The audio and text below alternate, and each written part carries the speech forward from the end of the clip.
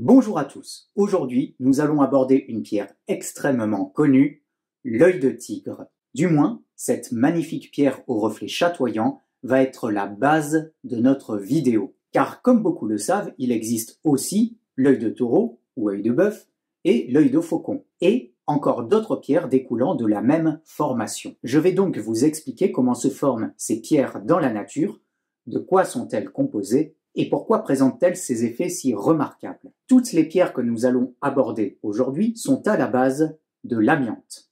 Oui, de l'amiante. Vous pensez bien à ces fibres dangereuses pour la santé. Mais ne vous inquiétez pas, vous allez vite comprendre pourquoi l'œil de tigre et autres dérivés ne sont pas dangereux. Mais avant tout, qu'est-ce que l'amiante? Ce sont les minéraux fibreux utilisés en industrie. À proprement dit, l'amiante, ou son ancien nom l'asbeste, est un nom commercial. Et il existe 6 variétés de fibres regroupées sous le nom d'amiante. Ces fibres sont principalement des silicates magnésiens ou calciques. Et ces fibres, extrêmement fines, sont comme des aiguilles ultra solides qui, une fois inhalées, perforent les poumons, ce qui apporte le danger si bien connu des fibres d'amiante. Ces micro-perforations mènent à une fibrose pulmonaire, autrement appelée asbestose, tirée de l'ancien nom de l'amiante, si vous avez suivi. Bien, ces fibres d'amiante vont, au fil du temps, se changer, se modifier. Et si vous avez vu ma précédente vidéo, normalement, vous n'aurez pas de souci avec ce terme. L'amiante a subi une pseudomorphose. Je vous invite à aller voir ma dernière vidéo sur les pseudomorphoses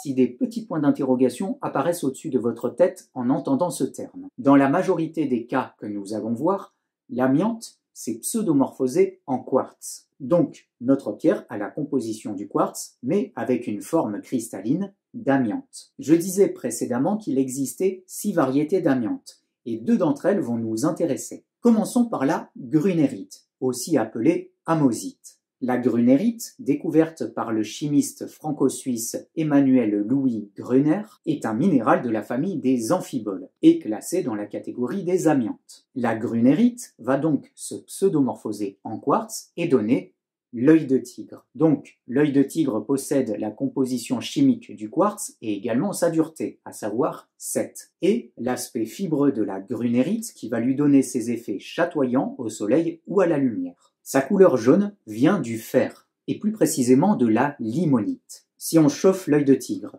que ce soit dans la nature ou par l'homme, la limonite va s'altérer et tendre vers l'hématite pour donner une belle couleur rouge. On parle d'une chauffe très simple. Certains parlent de 150 degrés à peine, d'autres de 700 degrés. Le fait est que ce changement de couleur se fait à température plutôt basse, si bien qu'il est tout à fait possible de procéder à une petite expérience et bien sûr à ne pas reproduire chez vous. Juste une petite interruption, je vais vous expliquer pourquoi je montre cette expérience. Vous allez voir, elle est extrêmement facile à réaliser. Et du coup, certains pourraient se dire, mais pourquoi tu la montres? Des gens mal intentionnés vont vouloir s'en servir pour faire de l'argent dessus, etc. Comme je le dirai plus tard, la majorité des œils de taureau que vous trouvez dans le commerce sont de toute façon chauffés par l'homme. Donc, en vrai, que je montre l'expérience ou pas, ça ne change rien au problème, mais ça vous permet de vous faire comprendre pourquoi il y en a autant de chauffés par l'homme dans le commerce. Je me doute que certains voudront réessayer chez eux, donc s'il vous plaît, prenez toutes les précautions nécessaires, faites ça de manière encadrée, mais bon voilà, si j'aborde l'œil de tigre et l'œil de taureau dans cette vidéo, ça me semblait logique et évident de présenter cette expérience. Bon allez, assez de blabla, je vous laisse avec l'expérience. On va faire cette expérience sur ces œils de tigre roulés. Donc je vous mettrai des photos de avant-après pour bien voir la différence et se rendre compte que c'est bien les mêmes. On va commencer par mettre les œils de tigre dans du papier d'alu. Alors le papier d'alu ne va pas intervenir dans la réaction, mais ça nous permettra d'une part de retrouver nos œils de tigre et d'autre part de garder la chaleur. Et également, si jamais l'œil de tigre se fracture à cause de la chaleur, d'éviter qu'il y ait des projections un peu partout.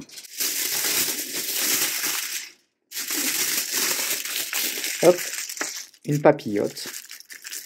Hop, j'allume tout simplement un feu dans le barbecue et on va attendre de jolies braises. Hop. Voilà, le paquet est au milieu, on va faire doucement descendre les braises et on n'aura plus qu'à maintenir les braises pendant un bon moment autour de la boule d'aluminium. Bon voilà, j'ai soufflé pas mal avec le papier d'aluminium au milieu.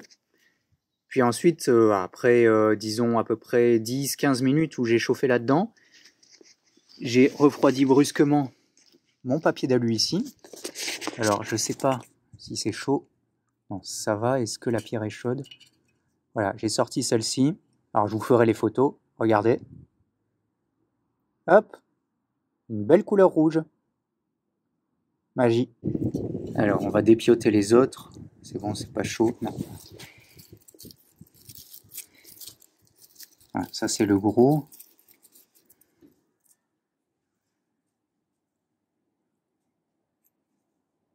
Ah la vache. C'est hyper simple à faire. C'est abusé. Et les autres, ils sont imbriqués dans l'aluminium qui a peut-être un peu trop chauffé. Bon, je nettoie ça et on verra après. C'est malheureusement très simple à obtenir et c'est pour ça qu'on en voit énormément des chauffés par l'homme dans le commerce. Voilà.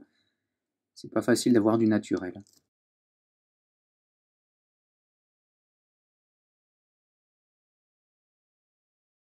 Et lorsque ce changement de couleur survient, on appelle cette nouvelle pierre œil de taureau ou œil de bœuf. À savoir qu'une majorité d'œils de taureau vendus dans le commerce sont des œils de taureau chauffés par l'homme. Ah oui, et on dit bien un œil de taureau et des œils de taureau. Pareil pour l'œil de tigre et l'œil de faucon. Des œils de tigre. Nous parlions de limonite tout à l'heure. Il est tout à fait possible que la limonite se précipite en changeant d'état, c'est-à-dire former une couche dans les veines de l'œil de tigre ou à la base de la pierre. En changeant d'état, la limonite va donner de l'hématite. La silice qui forme le quartz peut également former du jaspe. Donc, parfois, on peut retrouver une alternance de jaspe, d'hématite et d'œil de tigre. C'est ce qu'on appelle l'œil de fer. Généralement, dans le commerce, on appelle œil de fer quand le jaspe est bien rouge. Qu'en est-il de la formation de l'œil de faucon, pour schématiser un œil de tigre avec des teintes noires, voire avec des reflets bleutés? Eh bien, la formation de l'œil de faucon provient d'une autre variété d'amiante, à savoir la crocidolite, une variété de rhiébékite. La différence avec la grunérite, qui est une amphibole, c'est que la rhiébékite est une amphibole sodique, donc avec du sodium. La formation est la même que pour l'œil de tigre. La crocidolite va se pseudomorphoser en quartz. Il arrive parfois que la crocidolite et la grunérite soient côte à côte lors de la cristallisation. Et lors de leur pseudomorphose respective en quartz, on obtient de l'œil avarié. Œil avarié, je déteste ce nom. En bref, une alternance d'œil de tigre et œil de faucon. Nous allons également nous pencher sur la piétersite, un minéral un peu moins connu, et encore moins connu sous son autre nom, la touchonite. Ce minéral tient son nom de Sidney Pieters, qu'il a découvert dans le Yunnan, en Chine. L'amiante, cette fois-ci, ne va pas se pseudomorphoser en quartz, mais en calcédoine. De plus, suite à un fort métamorphisme, autrement dit un changement dans la structure du minéral dû à une colossale pression et probablement à une très haute température, le minéral va avoir un aspect torturé, mélangé. C'est ce qui donne ces magnifiques formes, et on retrouve également le chatoiement de l'œil de tigre ou de l'œil de faucon, selon si l'amiante était de la grunérite ou de la rhiébékite.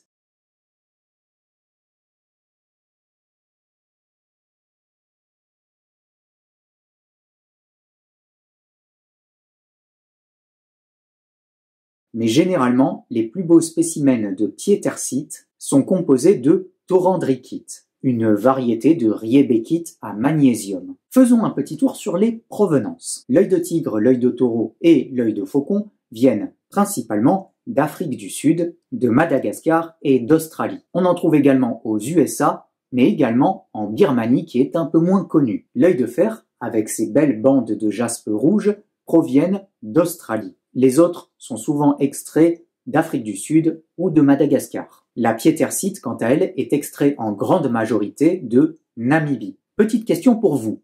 Prenons l'œil de tigre. Comment devrait-on l'appeler d'un point de vue scientifique et non commercial? Oui, œil de tigre, c'est un nom commercial. On récapitule. On a donc une ancienne grunérite changée en quartz. Et c'est un peu la même question que j'avais posée dans ma précédente vidéo. Donc, comment doit-on appeler l'œil de tigre? Je vous laisse un peu de temps.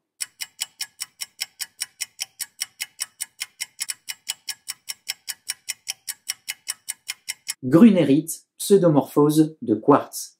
Ou bien quartz pseudomorphosé après grunérite. Ouais, on est d'accord, gardons l'appellation œil de tigre, hein, c'est plus simple. Voilà, j'espère que vous en avez appris un peu plus sur l'œil de tigre et dérivés. Je vous laisse en description un lien vers un schéma récapitulatif. N'oubliez pas de vous abonner et je vous remercie pour tous vos soutiens. Même 1 € sur la cagnotte PayPal, ça aide surtout en cette période difficile. Le lien de la cagnotte est en description également. J'ai hâte de sortir la prochaine vidéo exploration. En attendant, portez-vous bien, bon courage pour cette période difficile et à bientôt pour de nouvelles découvertes.